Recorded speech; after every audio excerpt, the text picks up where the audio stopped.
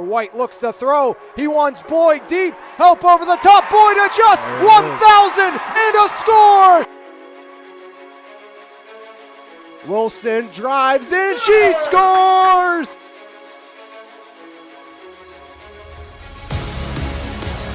Jensen, Grayson, give and go. Jensen elevates and she slams it down again. Arlo, top of the box, a drive, and he fires it in. This Cannon hammers the back line. Striplings fires it up. Spencer in space. Just got it. Touchdown, Sarah Catholic. And blocks quick out to Martin. Breaks the tackle. Martin cuts far side. There goes Quinton. See you later. One play. Touchdown, Leopards. Quinton Martin for 6 from 36.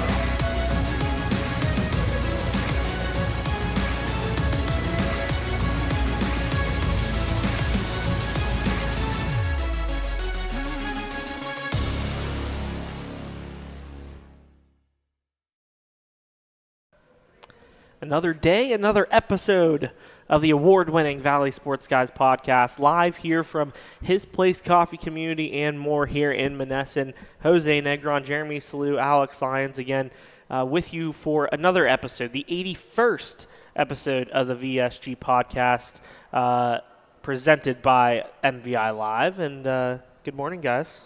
Morning. How's everyone doing this morning? I'm super today. Yeah? Yeah. How would you describe super? What's making you feel super today? I'm very productive this morning. Yeah? I think that's the biggest thing. I was productive. I'm ready to go. I got my boxes on the page for tomorrow already. I'm good to go. There you go. I mean, you're off today, so I wanted to make sure I was ready. I got my nephew's first middle school football game today I'm going to go to. And nice.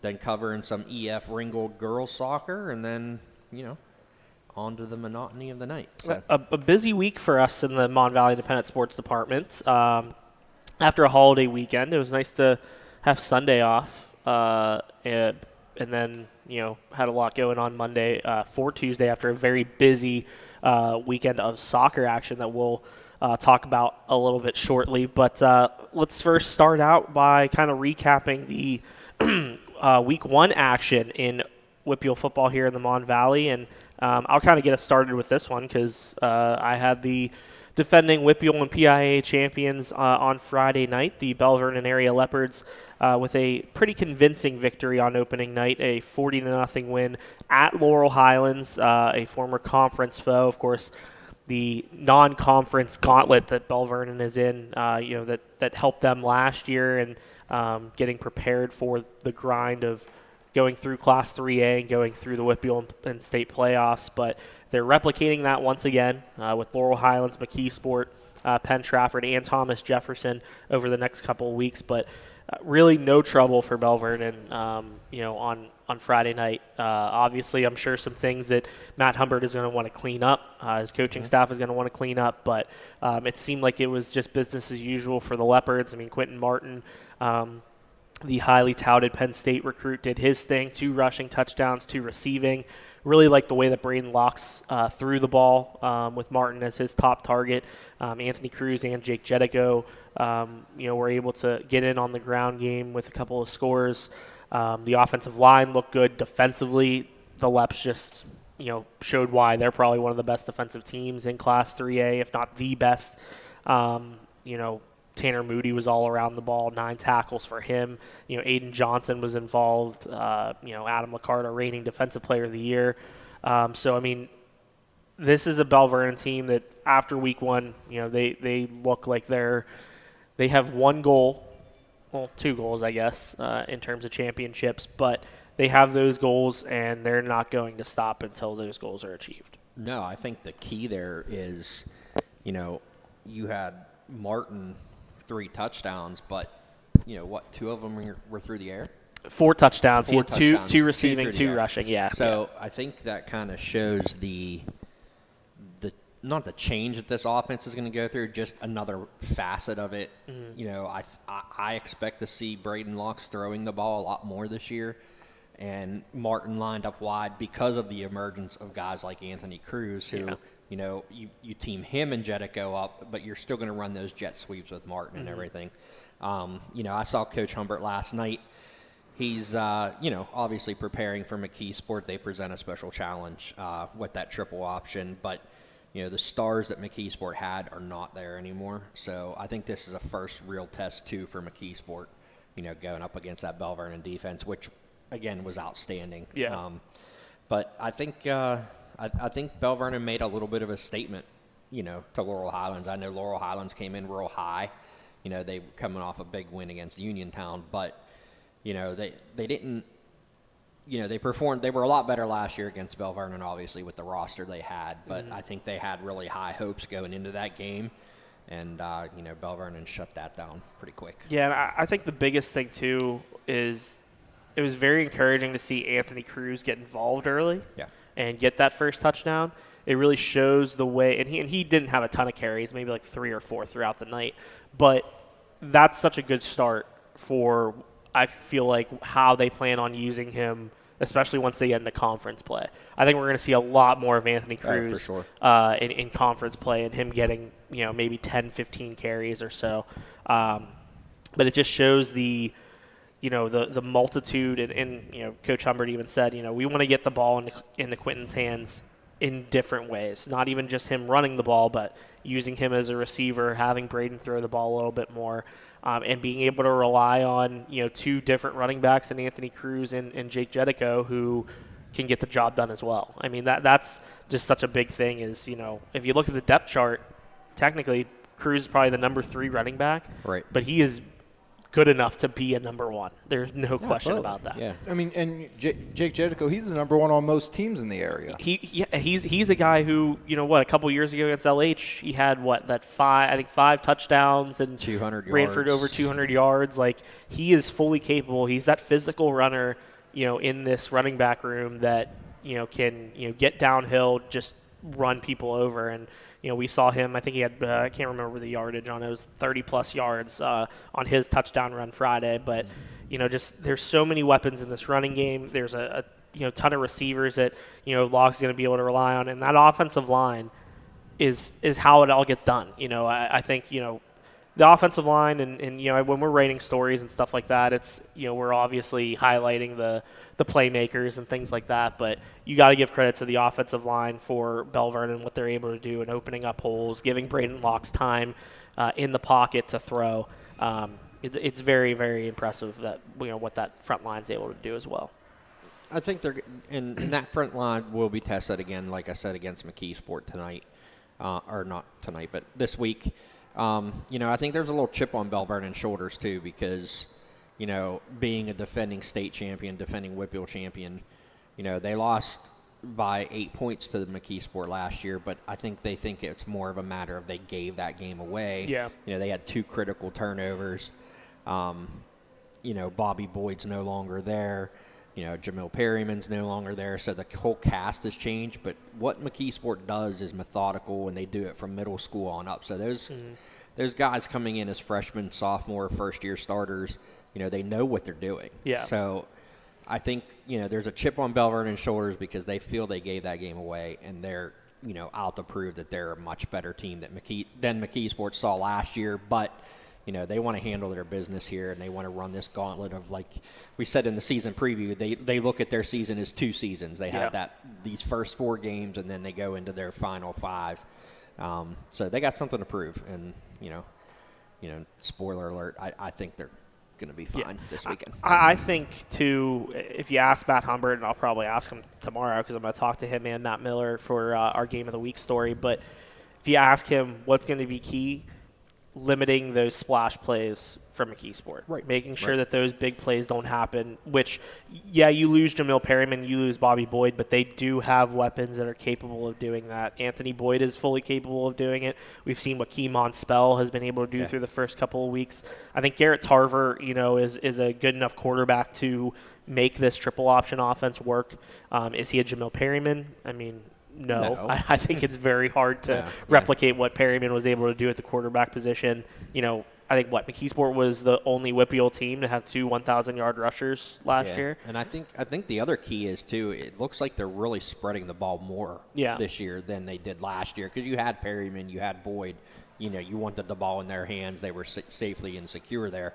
But I think that spreading the ball around even more, which Bell Vernon's doing the same thing this year. You know, last year was a lot of handoff to Martin, handoff to Jedico. Now it's Cruz, it's Martin, it's Jedico. And they still have Colton Lee on the outside, who had a touchdown called back last week.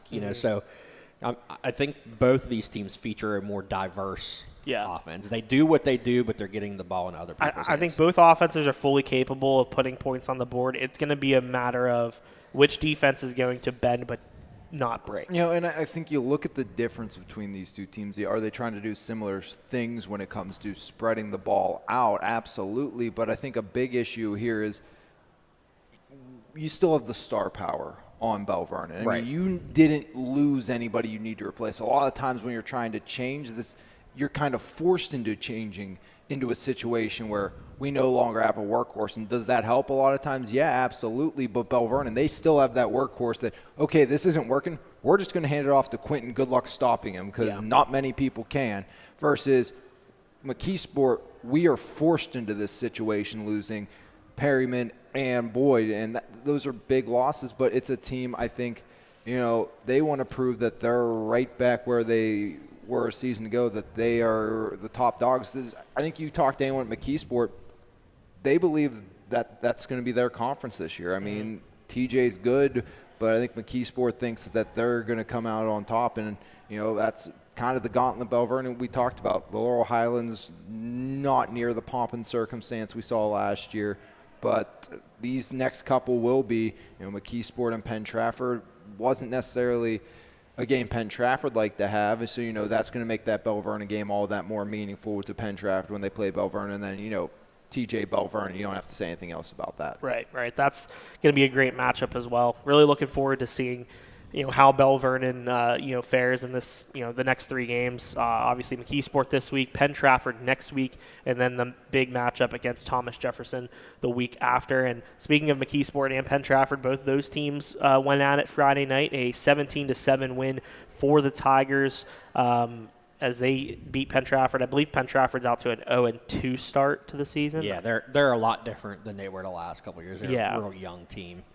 Which is the first time since 2018 that they've lost their first 2 games. I don't see, I don't see, forecasting ahead. I don't see that being much of a problem for Bell Vernon. Yeah, and I think last year too, another game that they should have won, so that they're going to be pretty hungry for. But yeah, definitely a different Penn Trafford team as we saw this past week. Of course, Dom Cochran was the hero for the Tigers in that one, caught a halfback pass for a 48-yard touchdown that led the Tigers in that win. But a little bit of trickery, a little bit different things that Matt Miller and his coaching staff are putting into their offense. And I think that's something they wanted to show Coach Humbert on film, that, hey, we could do this. Yeah. This is something another thing you have to prepare for. Yeah. Right.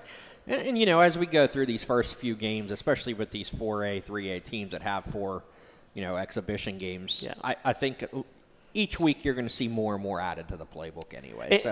I think that's a good thing for McKeesport too, because it doesn't matter who you have in that triple option offense. It's hard to prepare for regardless. Absolutely. I mean, what you have to be, and Bell Vernon has been for the most part, you have to be very disciplined, especially on the defensive side of the ball.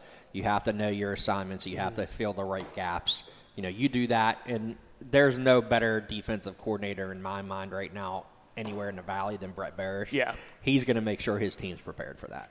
And I got to, sorry, Alex, I'm going to say one thing, too, was the fact that they limited penalties in the first in the season opener, too, for Bell Vernon. So that was a good thing, was, they limited those penalties, pre-snap things like that. So that was good for them as well. But, when you face a team like a McKeesport, I think part of the reason McKeesport's obviously, the triple option, when it's not common, it's not easy to play against, obviously. Right. But how many teams at the high school level can say we can rotate 8 strong on our defensive line?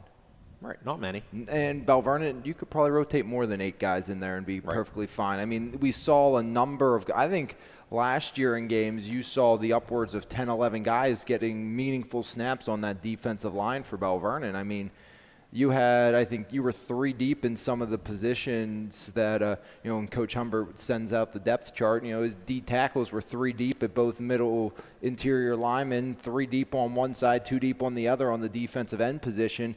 I mean, not many teams can rotate players in and out, and it's a grind in the trenches on a game like this where play after play, you're physically abusing your body trying to stop this running attack of McKeesport. And when you're able to kind of keep your bodies fresh, it makes life a whole lot easier. And that's, used to be kind of the downfall of Bell Vernon in these big games. Look at those series with Thomas Jefferson year in and year out, that TJ won the game in the trenches. It wasn't necessarily they had more talent on the outside. They had the better line. And now, finally, I think Bell Vernon's in a place where not many teams can say they have a better or deeper defensive line than the Bell Vernon Leopards. Yeah, and I think this week, too, last year you were in a tough environment. Very tough to play at a McKeesport Stadium. Be on the road. But the fact that they're going to be on the beach this Friday night, I'm sure it's going to be a packed house. First home game of the season. So I think Bell Vernon's going to benefit from the home field advantage as well. So see how that goes. Jeremy will be down there. Actually, both of you guys will be down there. We will have that on MVI Live this Friday night, so don't miss that. And, be sure to tune in. Might as well preview. Make sure you stick around for our highway halftime. Adam LaCarte will be joining us. Been talking to Adam, Coach Humbert, off his recommendation. We'll sit down with Adam, plan that out for tomorrow. Then I'm going to sit down and talk to Adam, so make sure you don't miss that as well. Yeah, our reigning Defensive Player of the Year for the Mon Valley Independent Sports Department. Don't miss that. Not a bad baseball player either. Not a bad baseball player at all. Great baseball season coming into his senior season. Senior year. Yes. Okay. I don't know why I second-guessed myself in saying that. But running through some of the other games, Jeremy, you were down in Commodore land. I was. Yeah. Remember when I said last week that I thought Fraser was going to beat Mapletown? I think I said it too. Yeah. Did you guys pick Fraser? Yeah. I'm sorry. Yeah. There is no joy in Mudville. Last time I don't know. Now, don't get me wrong. I saw some positives. I saw some positives too in a shutout loss in week 1. Right, and I saw some of those positives. It's just Fraser just they can't get out of their own way, and it's the same thing. Coach Shannon talked about in the preseason. Good long drives. Consistent up until the point where 2 out of 3 plays you have snaps go over your quarterback's head for 15-yard losses, and or a pre-snap penalty on a 4th and 1 that you're going to go for, or a 3rd and 1, and it turns into a 3rd and 6, 3rd and 7. Stuff like that. They just couldn't get out of their way. Mapletown, very consistent, with a 28-0 win. But for the most part, Fraser was in that game, and they just, shot themselves in the foot. I hate to use that cliche and that, I don't know what happened. But they did have good performances. I think they found another weapon at running back in Derek Diamond. He ran hard. He ran for like 60 yards, I think, or 69 yards in the second half alone when he got his first carries coming out in the third quarter. So that might be a weapon, you could see this coming week. But other than that, I think, they're supposed to get Dalen McManus, I think, this week. Not an easy task because you're coming into Monessen here, but, it's a slow uphill climb. And I think everybody, every Fraser fan, even Coach Shannon, thought it might be a little bit faster, but there's some other problems, that I'm not going to get into now that, I think I think Fraser's on its way up, but it's just it's going a little bit slower than everybody Takes a little bit of wanted those it to. growing pains. Yeah, for sure. But, Austin Wilson ran hard. Chase Fulmer ran hard. Brennan Stewart, he was running for his life. And, Coach Shannon said, they're undersized on the front line. I mean, you got big Lucas Stevens in there. He does a great job. Bruno Sammartino is doing everything he can. But, there's just some holes right now where kids have to get bigger and stronger, to hold up. And, Mapletown's consistent. They're always a big, powerful team. They were lining up 2 backs back there with the quarterback and the running back, and they would, snap it to either one. So I think there was a little bit of confusion on the Fraser side there. They made some adjustment. They shut down Mapletown in the second half. They only allowed the 1 touchdown. But, when you're trying to climb out of a 21-0 hole, it's just too much. And Jeremy, you're talking about in that game, you get inside your own 10-yard line and you're moving backwards on your own accord. We see that good teams can't overcome that, let alone a team struggling to find its footing. I mean, look at Clemson. Right. Clemson this past week lost to Duke because they did that exact same thing, and Clemson's a talented team that people expect to be very good at the college ranks. Well, when you're struggling, obviously, at a high school level to kind of compete, to do anything, to get any sort of momentum, when you do that, you're giving yourself zero chance. I mean, because good teams struggle to overcome those mistakes. We talked about it with Bell Vernon earlier last year against McKeesport and Penn Trafford. Well, if Fraser's going to consistently make these mistakes, they have zero chance of winning until they truly become, once again, a good football team that, one mistake doesn't spiral into 10, 15, 20 mistakes. Right. And that's what they have to do, because constant mistakes are going to cost you football games every single week. Yeah, and they came out, they held Mapletown. They get the ball back, and then first play they fumble at their 7-yard line, and Mapletown on the next play they score. Those are the kind of things. They're young team mistakes, but that's the kind of mistakes Fraser's making right now. So, we'll see what happens when they come into Monessen this week. Then they get Jeanette the following week. So, it doesn't get any easier. But they just need to get some points on the board. Yeah. Find a way to score a touchdown this week if you're the Doors. Yeah. Gain some momentum in that. Something encouraging to see. You put points on the board, then you're like, all right, well, we continue to do what we're doing the way we're doing it. This is what's going to happen. And last year, Fraser was leading Monessen for all of about 30 seconds until the ensuing kickoffs returned by Burke to the house. But they were leading in that game last year. But yeah, I mean, even seeing that and seeing that you were up at one point, And if there's a team when it comes to making as many, if not more, mistakes as a team from what I've heard and, some of the coaches I've talked to on the Monessen staff, it is the Monessen Greyhounds. They make a ton of mistakes week in and week out, it sounds like, and very undisciplined squad. And, you hope they start to figure that out. But that's another team that, Fraser may get some extra opportunities because Monessen's going to make very similar mistakes that Fraser's been making as well if things kind of stay true. Right, and that's a team, like I just said about Fraser, sometimes Monessen just can't get out of their own way. Either it's a 15-yard penalty here or it's a turnover here. But what they have is a game breaker like Tyvon Kershaw who, is able to be on the field, and he's just, even in their loss against Cornell, he still ran for, 130 yards or something on 16 carries. He's still putting up big numbers, and he's primed to have a big night again, Friday night. Yeah.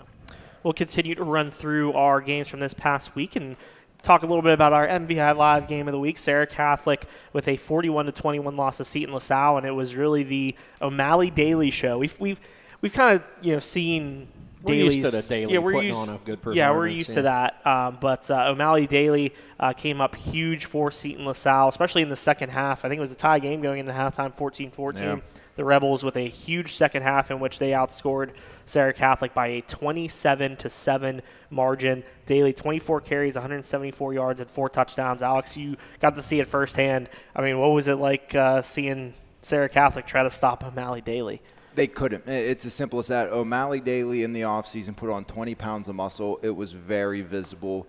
2-3 broken tackles almost every single run. And I think a big thing that helped Seton LaSalle early on, Sarah forced a 3-and-out in the first possession. Well, at least it thought that. Terrible snap. O'Malley Daly had no chance of punting. He ran for his life and got the first down to the edge. And all of a sudden, Seton LaSalle says, you know what, let's just snap it to Daly on 4th down in less than 5, and it worked all evening long, which was a big help, I think, for Seton LaSalle, because O'Malley Daly, he had a point to prove. 11 straight losses. First win since 2021, a 34-30 win over Brentwood for Seton LaSalle. That meant a lot to them, and that's a new Seton LaSalle team. They expect to make the playoffs this year, and when you've brought in some of the top talents in this freshman class, they're talking to their head coach. He said Khalil Taylor, he's going to be the number 1 player in the state for his recruiting class, already considered top 5, 6'1", 191, looks the part of it. Then you bring in a Nelson Coleman, who's considered a top 10 player. Both those guys were supposed to be at Shady Side Academy. They're at Seton, and they proved to be important in a big way. But Sarah Catholic, their biggest issue, we saw the offense against North Catholic. They could not figure it out on the line. There was no time for Quadir Stribling to throw the football. Those scores for Sarah Catholic, they were all big plays. A 27-yard screen pass for a touchdown on 4th down. You had a 65-yard screen pass for a score to Chris Warren, and Chris Warren got lucky. He honestly did. No way to be blunt about it. He stepped out at the 10-yard line, didn't call it, and went 93 yards for a touchdown. But, counts the same in the stat book. It was impressive nonetheless. But besides that, Seton LaSalle just was in the face of Quadir Stribling all game long. He had no chance to throw.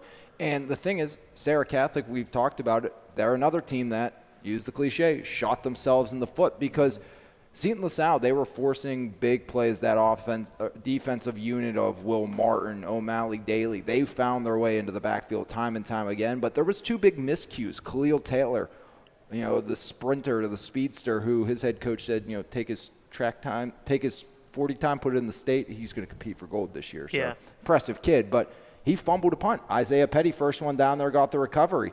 Sarah Catholic's looking good. 1st and 10 from inside the 15-yard line of Seton LaSalle. That would have given them the lead. One play later, Quadir Stribling was picked off by Taylor. And then that happened 2 possessions later. Sarah got the ball inside the 15-yard. 2 plays later, it was a botched handoff between Stribling and Jones, and Will Martin jumped on it. You look at those 2 sequences, Sarah Catholic has a chance to be up 14 probably at the break, but they could not capitalize. And, Seton LaSalle, they really wanted that game. They got it, and it doesn't get easier. It's the team that knocked you out of the playoffs now this week in Washington for Sarah Catholic. They got to figure something out up front because right now it is not looking good. And, Young left that game with an injury.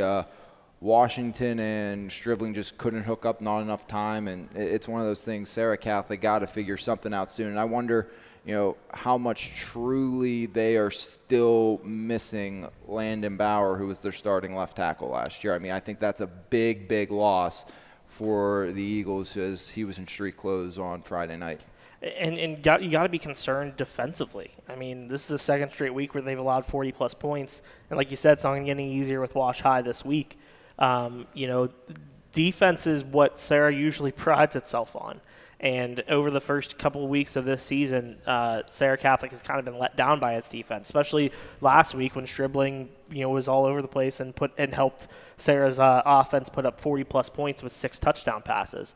Obviously a lot tougher, like you said, this week with the line, not giving him as much time. And, he had a couple of interceptions, 2 touchdowns, I think over 150 yards passing. But, yeah, they got to figure things out offensively, but I think defensively too, it's, I think, maybe a little more of a concern right now. Yeah, and Jose, as I mentioned, 2 of those plays, you combine that, almost all of his passing yards were on those 2 touchdown passes. Yeah. You're looking at over 90 yards between the touchdown pass to Warren and the screen touchdown pass to Jones. Right, and then so he was 14 of 32. That means the other 12 passes were, short little. A lot of negative plays because, again, he didn't have time, and they were a lot of press coverage on there. So it was quick hitters that are 3-4 yards behind the line of scrimmage, and you're fighting to get back to the line, the initial line to gain. But it's not an easy defense, I think, to read for Seton LaSalle. They play a 3-3-5, 3 down linemen, 3 linebackers, and 5 defensive backs, and they were flying all over that field.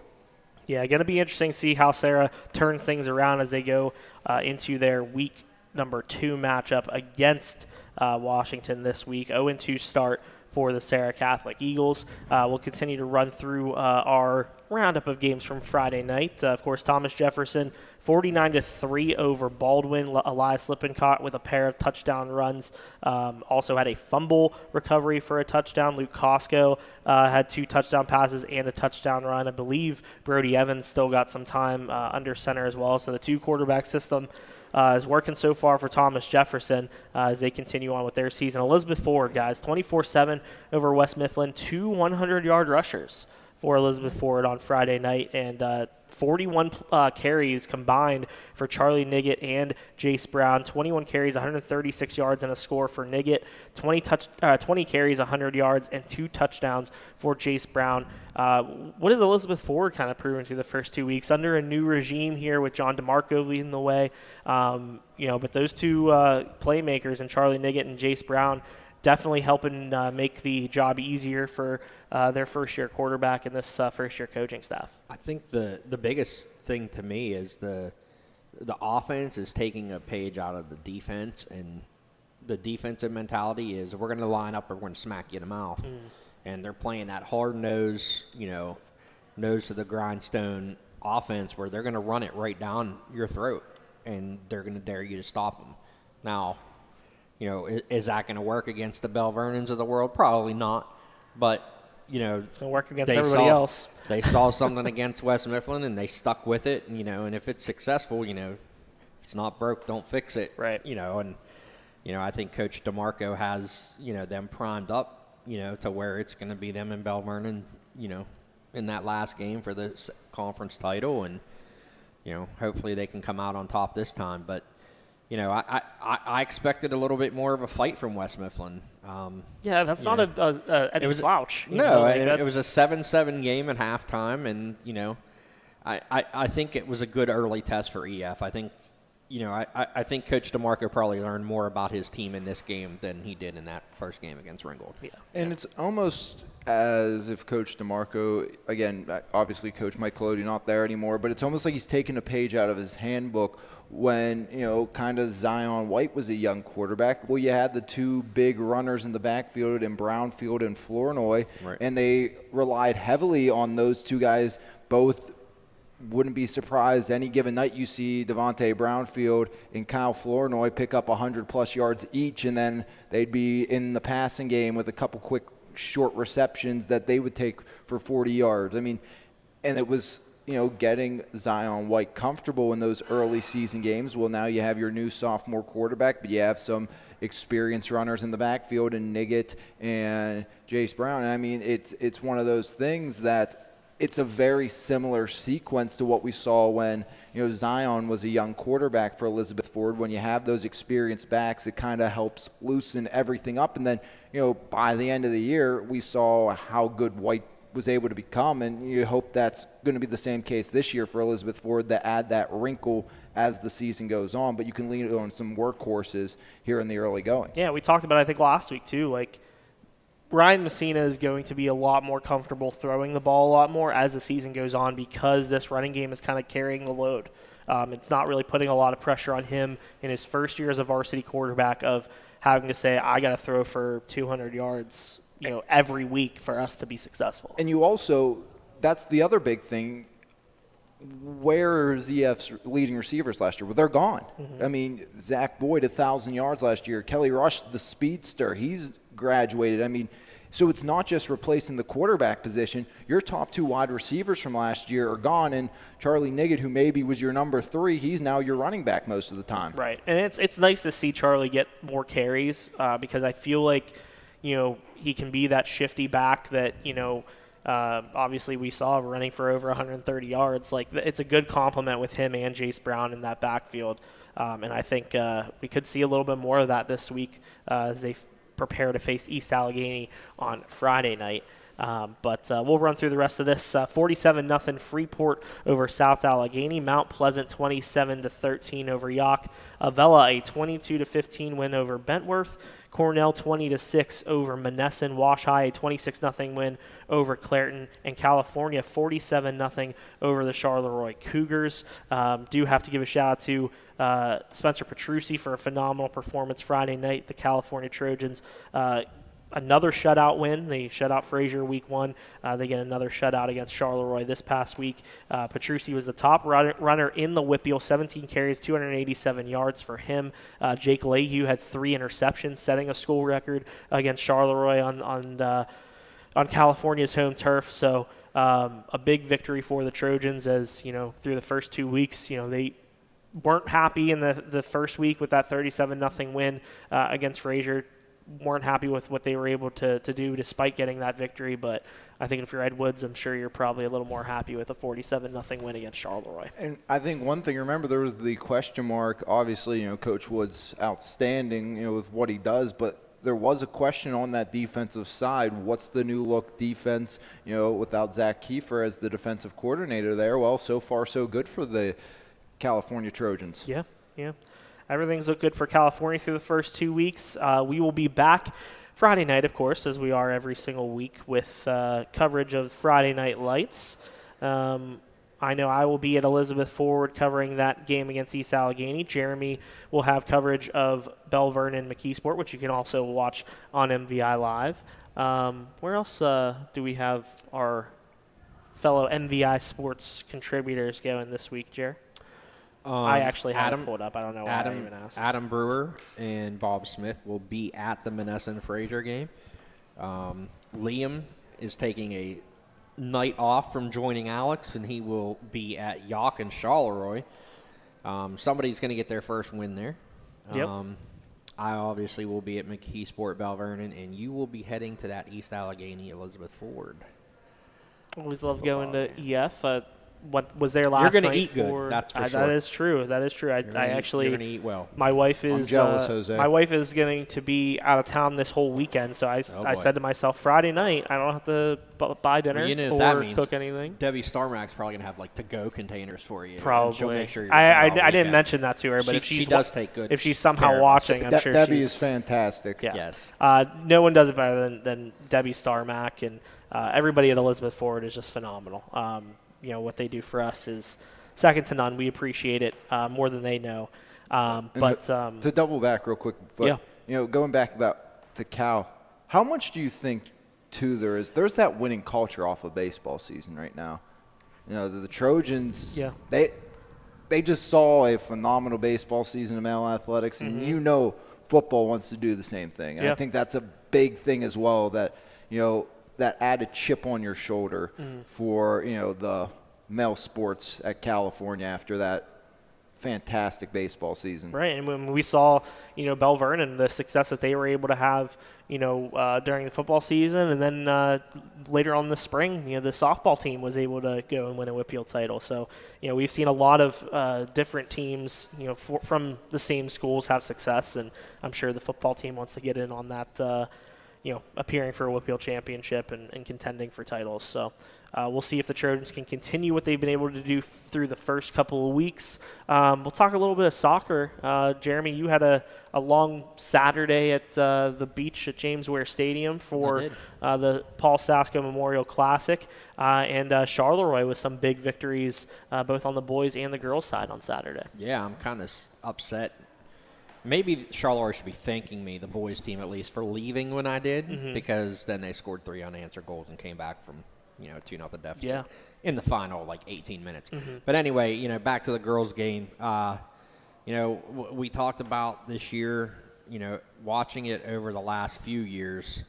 We kind of saw this year as being a year of transition for the Bell Vernon girls team.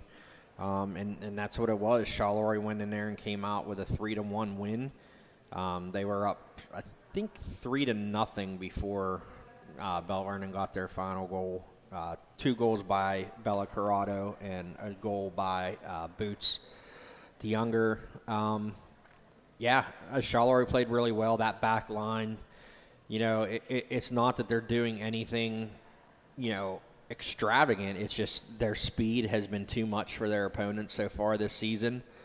They're looking at a 4-0. They're 4-0 right now, and then, probably looking that they're going to come up and, possibly be 6-0 here real soon. Yeah. They should at least be favorites in their next 2 games. I mean, they're at Best Center tonight, and then they play McGuffey on Saturday. So, a good look. They're in a good spot. And it was a emotional win for Coach Tom Cameron. I mean, he didn't pull any punches after the game. He was ecstatic to get that win.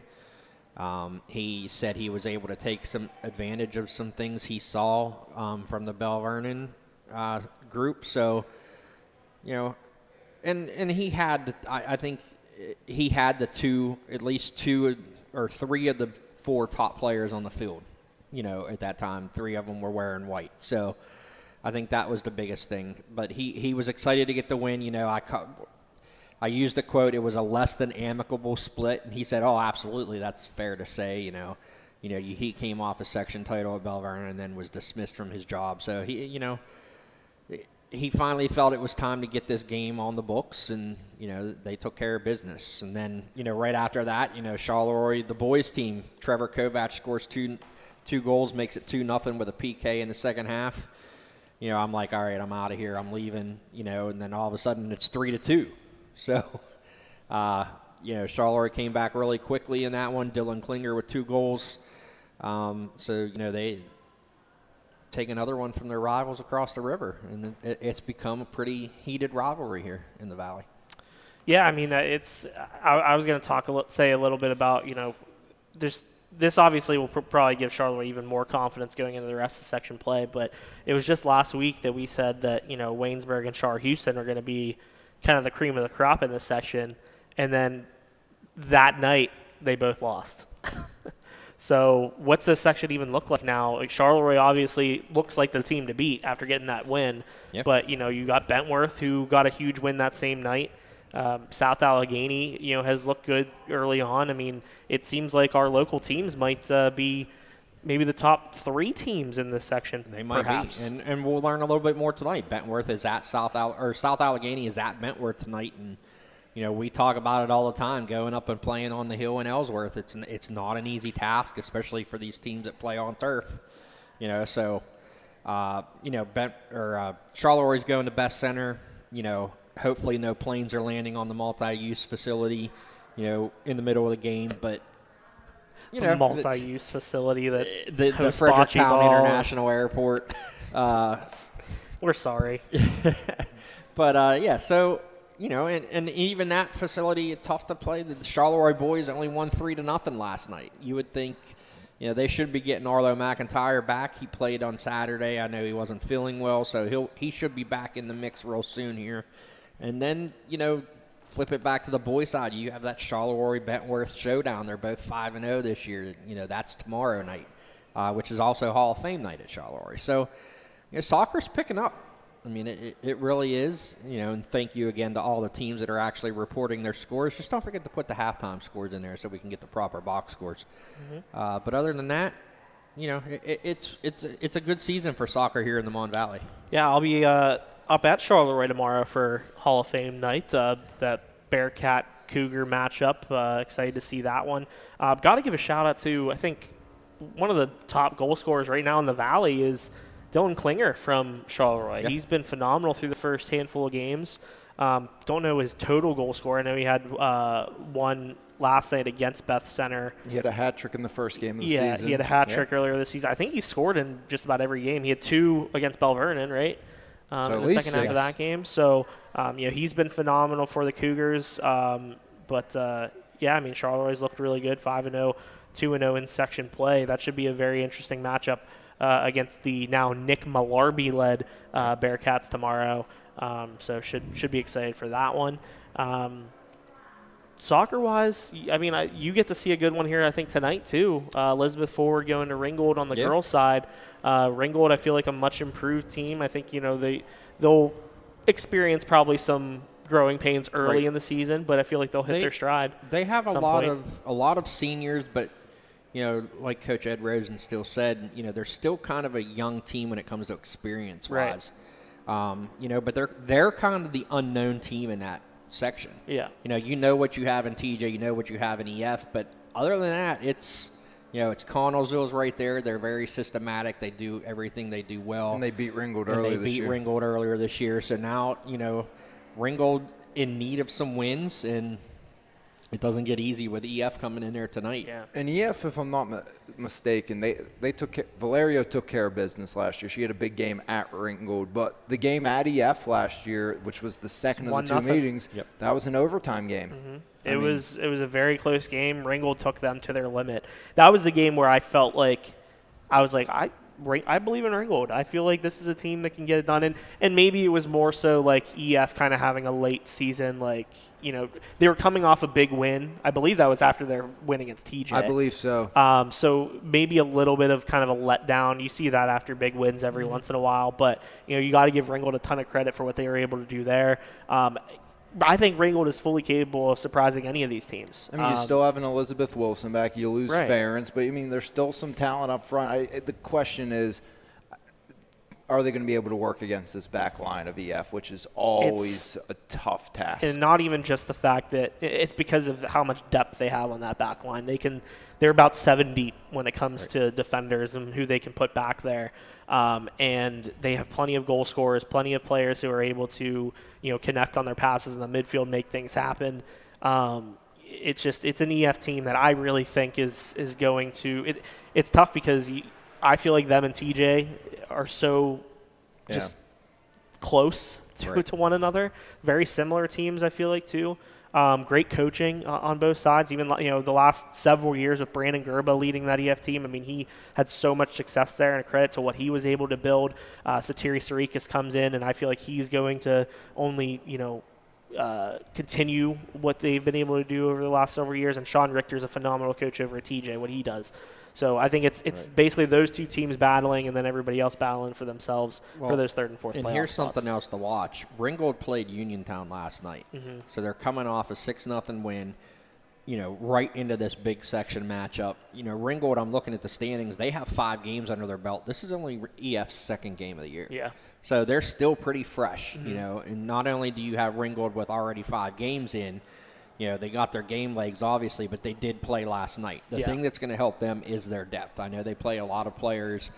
Coach Rosenstill's, he's jacking up the pressure this year, so he's subbing more frequently. So it's going to be interesting to see how that, not a fatigue factor, but just like a conditioning factor might play into this. Especially with this heat this week. We're back in the 90s this week, so it's humid, muggy today. So yeah, that I'm sure we'll see 2 hydration breaks in the middle of each half. Like we have been. So, it's going to be interesting to see. This game tonight. There's kind of, I don't want to say storylines on each side, but just things to watch. Yeah. As we're still, EF still very early in their season. Ringgold a little bit more seasoned in terms of just from when they started this season to now. It's pretty remarkable that EF has, I think, aside from Emma Durant, I think they have everybody back. All their goal scorers, all their their entire back line. If there's a time for Elizabeth Ford to make a push, not only for a section title but even in the playoffs, it's now. It's just a matter of I feel like they've had those 1-0 games a lot. Whether it be in the playoffs or in key section games, that they just kind of got to get over that hump. But talking soccer, any other storylines that have kind of stood out to you early on? I think everything's kind of no surprises here through the first few games. I'm sure once we get more into section play, but I think not necessarily a surprise, and I don't want this to seem like callous or anything, but like I'm impressed by the way the Charleroi girls are playing. Because they always had that one bad game, or they just didn't look. They were all out of sorts. This year, that doesn't seem. I'm really happy with the way. If they suck in the next game, it's Jeremy's fault. I'm sorry. I apologize. At times in the game against, if y'all lose the best center tonight, we're gonna have words. At times in the game against Bentworth, there were kind of some iffy. But that's the first game you're playing at Bentworth, which is tough. And Tyler Hampshire always has his team prepared. I really like the way the preview turned out, because maybe that one missing piece they needed was Chip Lasky in the back to really shore it up. It's moving Ramsdale up to the midfield.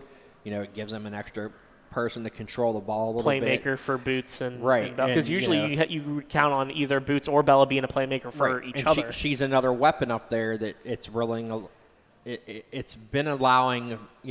Bella's not totally 100%.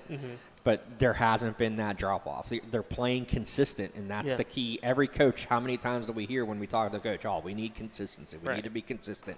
They haven't had that game off, where they're just all out of sorts. They've all been playing together as a unit. And another player who's, contributed a little bit with scoring and even, some assists and things like that. Rihanna Grogan has come up with some big helpers. I know she had a nice feed to Bella Corrado in that game against Bentworth where she was able to get a deflection and get a goal.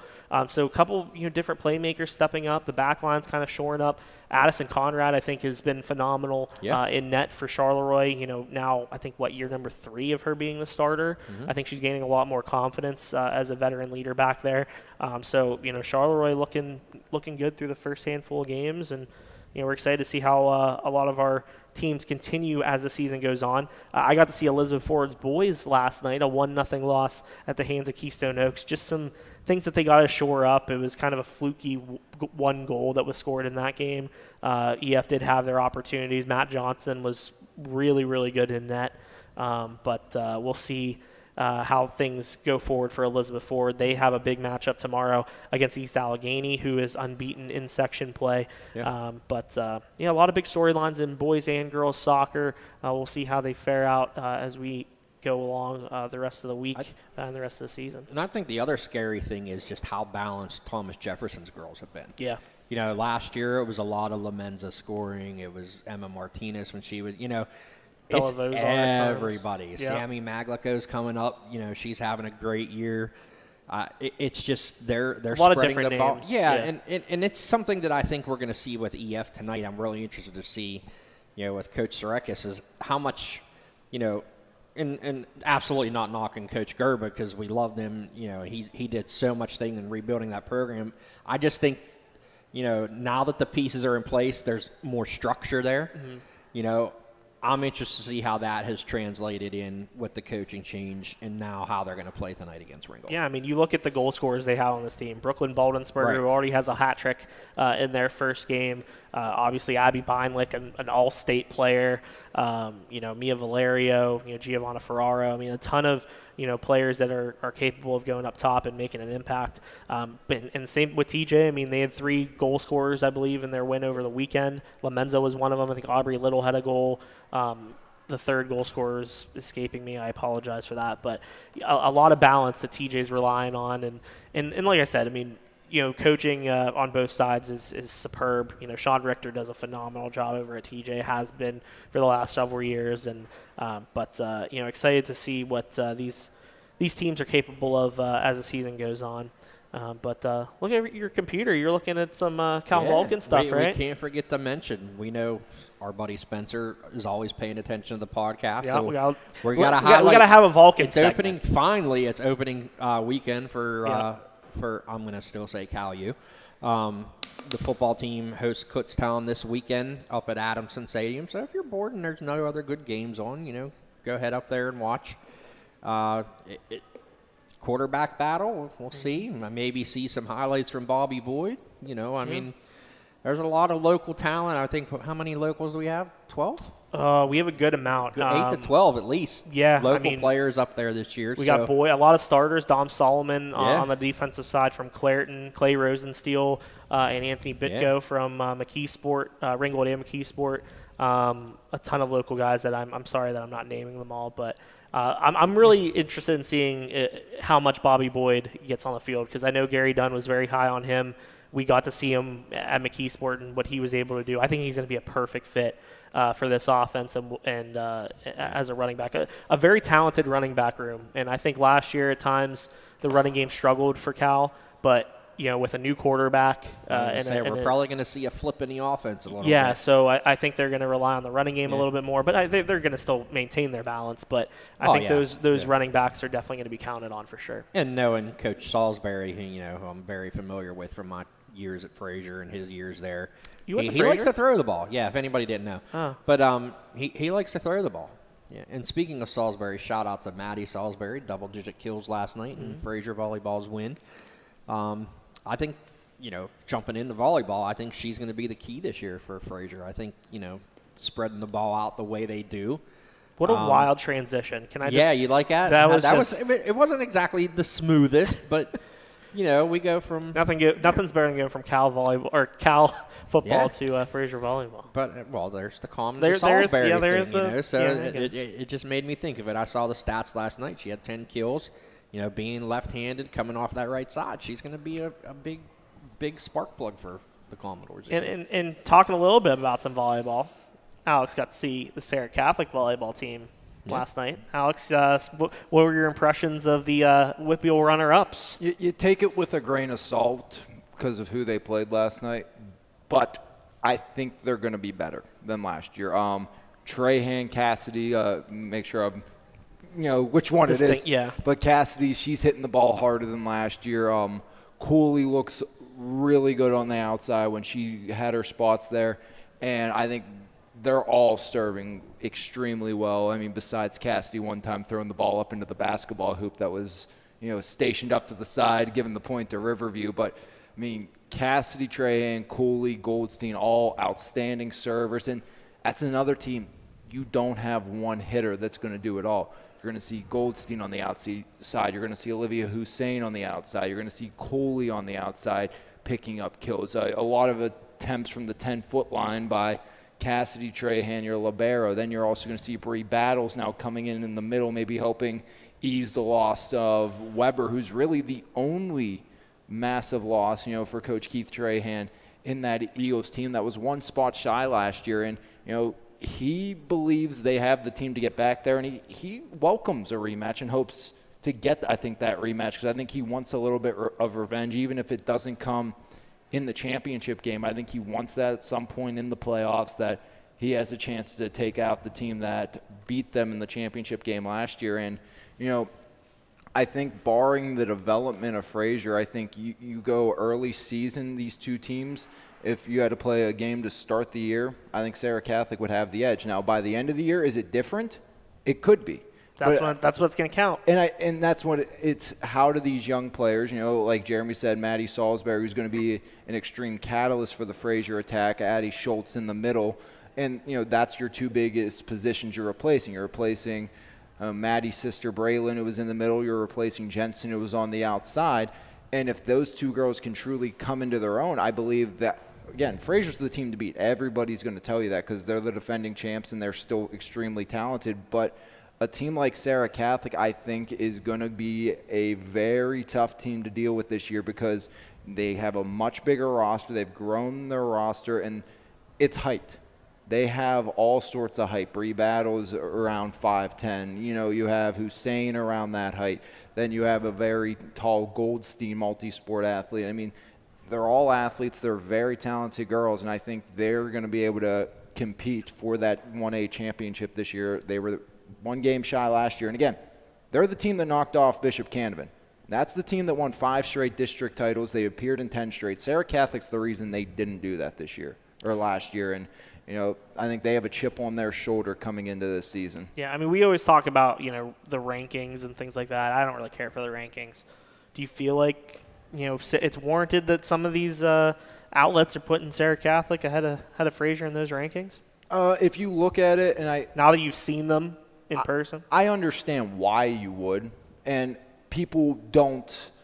People don't look. They don't look as deep into the rosters as we know them. No, and they see no Jensen Hartman, and I think exactly. that's why Frazier's down it too. If you look at it, that it's. I'm just going to strictly look at last year's roster to this year's roster. Okay, well, you lost Weber. That's probably the big loss on Sarah Catholic's side, but you return everybody else. Oh, you lost Jensen Hartman. You lost Salisbury. You lost Felsher. You lost Stefancic. Okay, well, you're automatically going to be ranked lower than Sarah Catholic because they're returning all this talent. And that's why I said maybe coming into the beginning of the year where your roles are more set in stone for a Sarah Catholic because you know where everybody's going to be, kind of, obviously always tweaks here and there, but you're more well-grounded of what you are as a team coming into the year versus a Frazier with kind of trying to find what's life after Jensen Hartman like, what's life without Braylon Salisbury like, and of course it's going to be a lot of Schultz, a lot of Maddie Salisbury. I think Monak's going to be very pivotal this season. I think she's looked good in the game. I got to see her earlier this year. Can Grayson contribute on the outside? I mean, she has to be herself, can't be her sister out there. How is Grace Vaughn going to step up? I think she has the potential to be a very talented outside hitter. And, I was talking to Nick Hicks. He texted me last night after the game. He said, what do you think about Sarah? I said, I didn't think anyone would be able to match the number of hitters Fraser has. Sarah's pretty close to that. But I think Grace Vaughn's the best server in the area, but I think Sarah Catholic has about 4 or 5 girls that can compete for that as well. That they have a lot of talented servers on that roster, which is a huge advantage if you're putting the opposing team in difficult spots because of the way you're able to serve the ball. I think the detriment to Sarah, and I'm not saying they're not going to be successful because we know they are. We know the athletes they have there. I think it's going to be very similar to last year just because I don't think Sarah plays anybody in their section. I don't think their besides GCC, everyone's I mean, Trinity Christian was a playoff team last year. They lost to Fraser, but I think Fraser's going to be seasoned.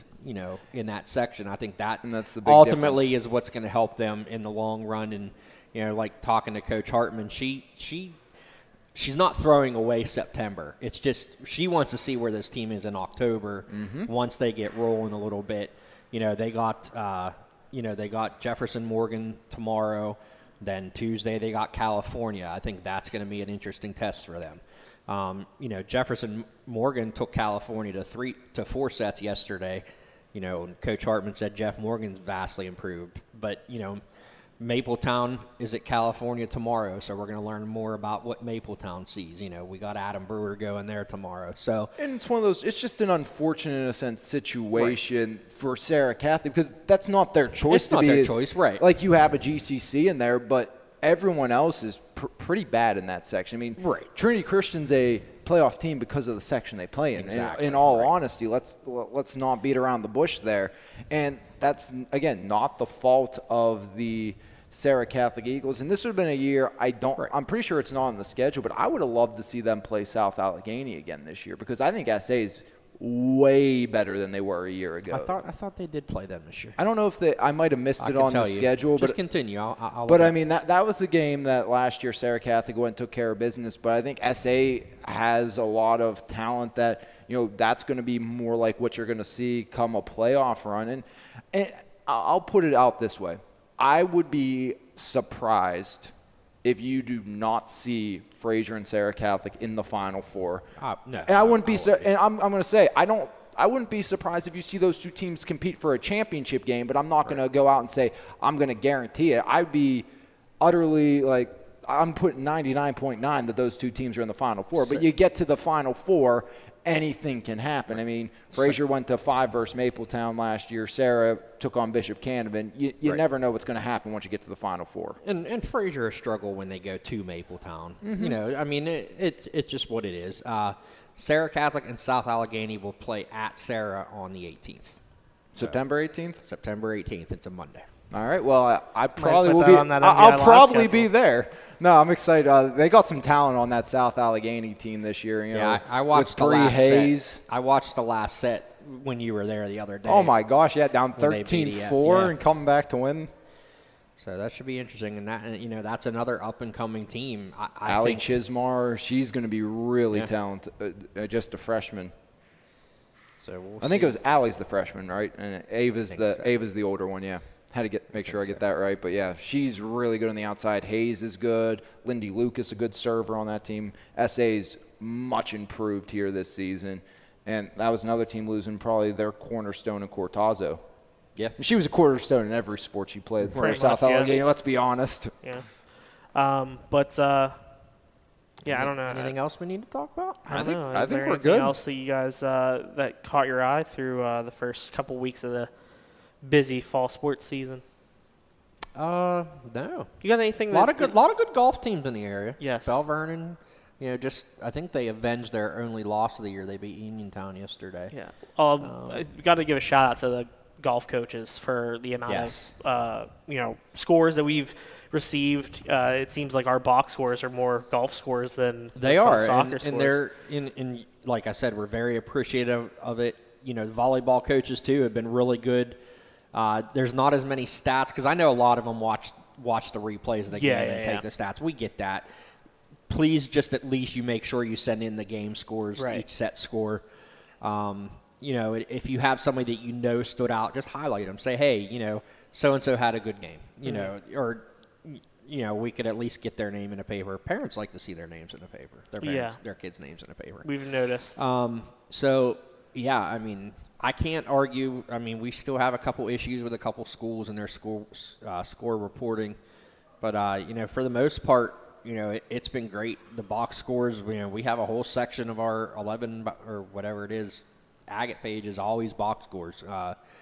We get those started early during the day when they come in, and, it's been great. The response has been great. I'm not patting myself on the back, but it helped that we sent out the email early at the year, and I formatted it all. So, copy, paste it into a template and just replace everything, and I think that's what a couple people were doing. So, but yeah, it's been really good. We're very happy with it. It's funny because my cousin, Julie, who is up at Southmoreland, the Puckies, they played softball and volleyball for them. You could even read the message right here. She last night at 10:30, as I'm typing volleyball scores into the agate, she says, "Why is volleyball practically non-existent in the local media?" Like, meaning the paper that covers them up there. And I told her, I said, I think, what we have, like 8 volleyball scores or 6 volleyball scores from last night in the paper. And she's like, "Oh, do you guys want to come cover us?" I wish. And the thing is, too, is, even if we can't get to a volleyball match for print, which last night Adam Brewer covered Ringgold, Bell Vernon. Right. Alex was over at Sarah Catholic. I mean, we're trying to do as much as we can with MVI Live as well, because honestly, I feel like that's the next best thing is being able to stream it for people to actually watch. Right. We'll do our best to get coverage of it in the paper, but if we can't, that's this is the next best thing. Well, and that reminds them too, like Coach Thomas at Ringgold made sure he knew Adam was there. He made sure he sent us the information. Yeah. They see Alex at the game. Coach Trahan for this year sent me his information. You know? So that's the biggest thing.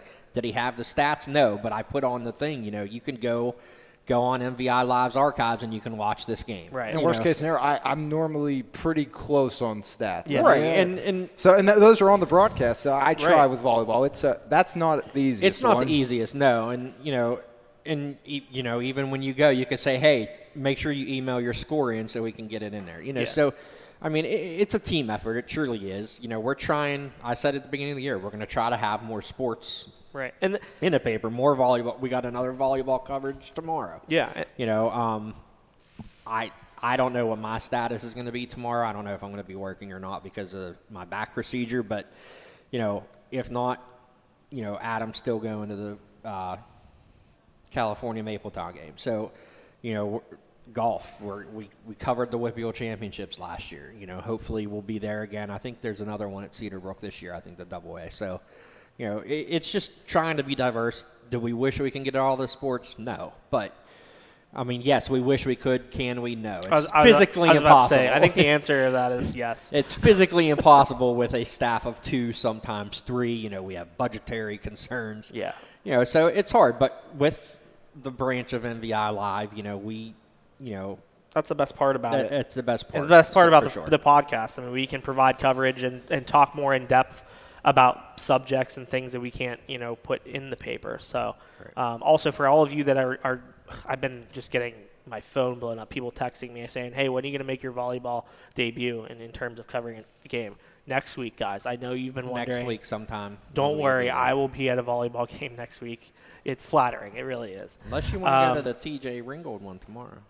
Well, I'm already going to Bell Vernon. I'll be there. I'm already Alex going will be there. I'll be there. Bentworth Charleroi tomorrow. So that one's going to be a pretty big that's one, because of my procedure. So I had to try to finagle the schedule. So, but yeah, other than that, I think we're good. Any grievances to air before we wrap up here?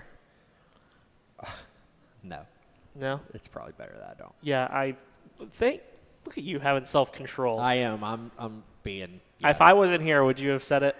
Huh? If I wasn't sitting here, would you have just gone off and just done it, or are you actually having self-control for once? I am. I'm. It's a new day. Wow. It's a new Jeremy. I don't believe that, but I'm proud of you. I'm very proud of you. I'm getting there. Good. Alex, let's run through the rest of the week for MVI Live. Tonight, Ringgold Elizabeth Ford from Joe Montana. As Jeremy mentioned, tomorrow we're at that TJ Bell Vernon game leading into the McKee Sport Tigers and the Leopards on Friday night. should be a fun final 3 days of the week into another full weekend busy schedule here on MVI Live. Next week before we conclude, we will be an hour earlier here on the Valley Sports Guys podcast. 11 a.m. Yep. But we'll still bring coverage to you. Of course. So we'll have that. I may not be here next week, but Okay. Oh, Jose, it might be the Jose and Alex show we've again, done baby. that before. Come on. NASCAR. I'm trying to We're gonna get- talk so much NASCAR next week. Now, I'm trying to Cal get. Larson won at Darlington. Big fan. I'm trying to get. Donnie Hartman has his therapy every Monday, Wednesday, Friday. So I'm trying to get him to come down here for a show too. so. I actually have a few guests that I want to try and get on as well. So if there's a day that, one of us can't make it, we could still have at least 3 of us here. And also, guys, we're getting really close. And I'm not, by saying really close, I still mean we're probably a couple months away. 19. Number 100 we'll be so here. let's say- We're at 81. We'll probably get there January? in the spring. In the spring. In the probably. spring? Yeah. I feel like the winter we could get there. January, February? Maybe. If we keep along every week and doing it. Yeah. It's possible. It's possible. But I feel like I have some things that my brain has been swirling lately. Here's about what I'm we thinking. could do for I'm episode thinking. 100. I'm thinking live. I don't think we should say anything about it on camera. I'm thinking live broadcast at Remixed. I don't think we should say anything on camera. Sorry, I'm just saying. But also, I wanted to say that there is a possibility you may see one of us at Adamson Stadium on Saturday. But anyways, I was going to ask you about that. yeah. But we'll wrap things up here for episode number 81 of the Valley Sports Guys podcast. Thank you again to everybody who has tuned in, who continuously tune in. We appreciate the support more than you'll ever know. We appreciate the support of the Mon Valley Independent Sports Department, MVI Live, the podcast, everything. It's just it's unbelievable what we're able to do, and we appreciate all of your support. Be sure to follow us on all our social media platforms, Twitter, Facebook, Instagram, whatever it may be. I did an Instagram story for the first time a couple weeks ago when we were promoting the return of the podcast, which was Bree was apparently very proud of me because I put a song on it. I didn't know how to do that before because I'm practically 78 Even I knew how to do that. years old. Anyways, yeah, thank you for all your support. Follow us on our social media platforms. And for Jeremy Salou, Al Negron, we'll see you next Wednesday at 11 a.m. for episode number 82 of the Valley Sports Guys podcast.